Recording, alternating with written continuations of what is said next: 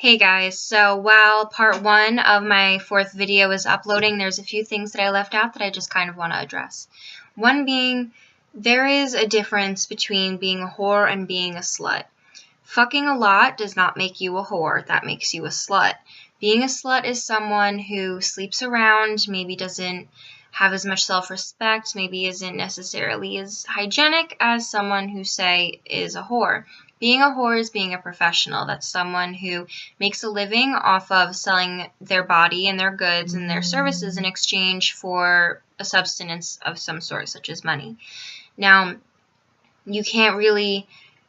you can justify your actions however you would like to. It's your body, and what you choose to do with it is completely up to you and no one else. But it's a little bit different calling yourself a whore as it is being a slut.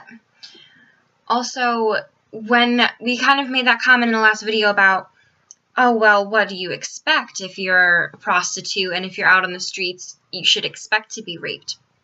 Much like the bank teller should expect to be robbed. There's a certain level that needs to be maintained with maturity, especially self-control.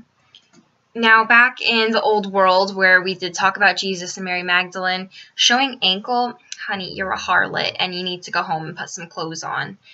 There's a certain level of self-respect that you have to expect from men. Whether you're waiting in the line at the bank with a gun in your pocket, like, I really am sick of this shit and I'm sick of waiting in line at this damn bank, I'm gonna rob the bank. You don't do that because you have self-control. Now, if you're walking in the city and you take a shortcut through an alley and you see a whore, it takes self-control to not rape her. It takes self-control to not bash the face in of somebody who's pissing you off. It takes self-control not to sit at home and eat 5 gallons of ice cream a night. Believe me, it takes a lot of self-control. Self-control is something that you should have. So you can't really just say, well, she should expect it. She's out on the street. Oh, well, you're driving in a car, you should expect to get rear-ended. And you're a teller at a bank, you should expect to get robbed. And you're walking your dog on the street, you should expect for it to get mauled by another dog. Like, really? Isn't that kind of tired? Don't we have a little more faith in the men? Or the women? Like, have some faith in humanity, guys. There is some there, if you provide it.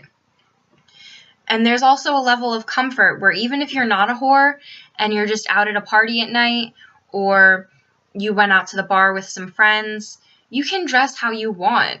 It's going to be a totally different video where we're going to have to address the stupidity and the ignorance and the standards set by today's society, but it takes self-control to accept that a girl might be comfortable in a crop top and skinny jeans out at the bar with stilettos and her friends and she's totally trashed.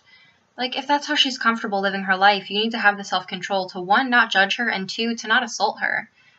I mean, honestly, can't we expect that from each other? I just wanted to clear those things up. So, if you watched part 1, hopefully part 2 will settle some things that I may have left out. Thanks, guys.